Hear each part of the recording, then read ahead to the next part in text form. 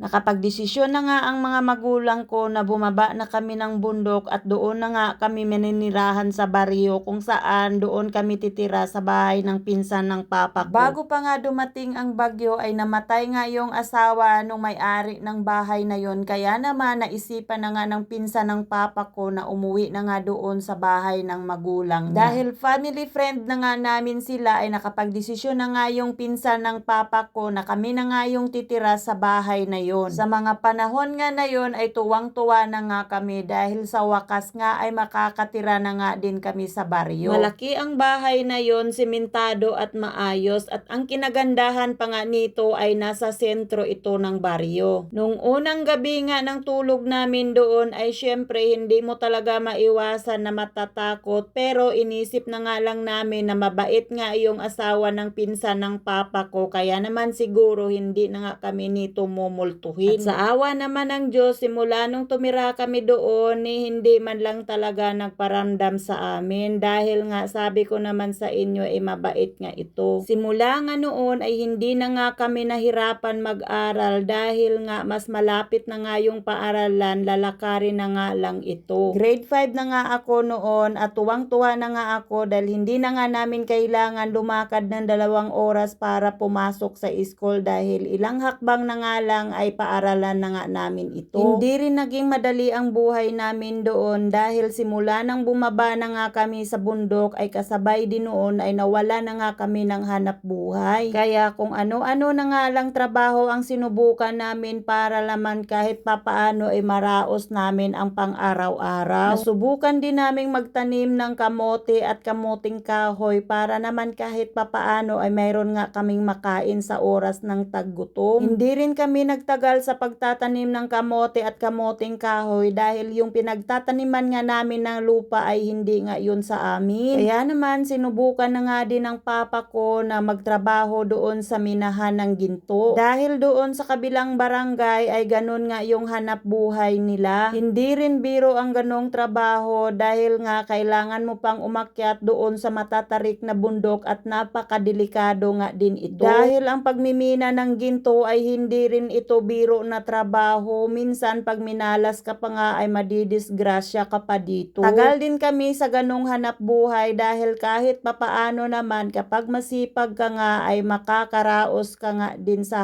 araw-araw. Natatandaan ko pa nga noon na lagi nga kaming sinasama ni papa doon sa bundok na yon, kasama nga yung kapatid ko na lalaki dahil kami nga yung katuwang niya doon sa hanap buhay. Sobrang hirap ng trabaho na yon dahil bukod sa aakyat ka pa, kailangan mo pang magbuhat ng mabibigat na mga lupa dahil yun nga yung trabaho namin doon. Wala naman akong magagawa at hindi rin naman ako pwedeng hindi sasama dahil nga magagalit nga yung papa namin. Kaya sa ayaw at sa gusto mo, kailangan mo talagang sumama sa bundok para naman kahit papaano may katuwa nga yung papa ko. Naaalala ko pa nga noon na nadisgrasya nga yung kapatid kong lalaki dahil nga natangay nga siya nung rumaragasang putik na may tubig, kaya naman nalaglag siya doon sa napakataas na bangin. Takot nga yung papa ko noon, hindi nga niya akalain na mabubuhay pa nga yung kapatid ko dahil sa sobrang taas ng binagsakan nito at may kasama pa nga itong buhangin at mga bato, hindi na niya iniisip na mabuhay pa nga yung kapatid ko. Mabuti na nga lang at sumabit nga siya doon sa may kahoy, kaya naman nakuha siya ng papa ko. Nung dinala nga siya sa ospital ng mga magulang ko ay medyo malaki-laki talaga ang pinsala sa buong katawan niya, kaya naman medyo matagal nga talaga siyang gumaling. Simula nga noon ay tumigil nga muna kami sa ganong klaseng hanap buhay. Kailangan na ngang ibenta yung bahay na tinitirahan namin, kaya naman naghanap-hanap agad ang mga magulang ko ng malilipatan namin. Nakakita din naman kaagad sila ng bahay, malapit nga lang din, ilang metro nga lang din ang layo mula doon sa tinitirahan namin. Ilang taon din kaming nakatira doon sa bahay na yon at laking pasasalamat talaga namin dahil kahit papaano pinatira kami doon. Bago nga pala kami lumipat doon sa bahay na yon ay naranasan din pala namin talagang sobrang hirap dahil nga wala na nga kaming hanap buhay sa mga panahon na yon. Nagkataon pa na nabuntis ulit yung mama ko sa panglima namin na kapatid na lalaki, kaya naman sobrang paghihirap yung dinaranas namin doon. Naranasan talaga namin yung wala kaming makain at kung makahiram sa kapitbahay, swerte swerte dahil kung hindi, hindi kami kakain, ganon. Minsan pa nga naubusan ng gatas ang kapatid ko at nakaranas nga siyang dumede ng nilagang abukado na nilagyan nga lang ng asukal. Nung nakalipat na nga kami ng bahay, nung mga panahon na yun ay high school na nga ako. Ganun pa rin, wala pa rin kaming matino at maayos na hanap buhay, kaya naman sobrang paghihirap na nga din talaga yung dinanas namin. Naaalala ko pa nga noon, kapag wala na nga kaming masaing ay aakyat nga kami sa bundok dahil nga mangunguha nga kami ng mga ligaw na gabi doon at kukuhanin namin yung laman dahil pwede nga yung lagain at kainin. Minsan naranasan pa namin na ilang kainan na nga kaming hindi kumakain at yung mga kapatid ko nga ay gutom na nga at nag-iiyakan na. Nabuntis kasi ulit ang mama ko sa pang-anim na kapatid namin na lalaki, kaya naman nasobrahan na nga talaga kami sa paghihirap. Ginagawa ko nga noon, pumupunta nga ako doon sa kapitbahay namin na nagmamanicure at aalagaan ko nga yung mga anak niyang dalawa, pagkatapos uutusan niya akong magluto ng pagkain, kaya naman makakakain nga ako doon. Ako nga yung nag-aalaga ng mga anak niya, naglilinis ng bahay, nagluluto ng pagkain habang nagmamanicure siya, kaya naman nakakalibre nga ako ng pagkain. Tataka nga yung kapitbahay namin, tuwing kakain hindi nga ako nakain. Sabi ko, iuuwi ko na nga lang yung pagkain ko para naman makakain din yung mga kapatid kong maliliit. Natanong niya ako, bakit hindi pa ba sila kumakain? Sabi ko, hindi pa kasi nga wala nga kaming pagkain doon, wala kaming maluluto. Kaya naman sasabihin na nga lang ng kapitbahay ko, sige kunin mo yung mga maliliit mong kapatid, 3, dalhin mo dito at papakainin na rin natin. Kaya tuwang-tuwa naman nga ako. May mga panahon kasi talaga doon na taghirap, lalo na kagaya sa amin na wala nga kaming matinong hanap buhay. Na nga lang ulit kami sa paghanap buhay, pagmimina ng ginto dito nga lang sa lugar namin. Medyo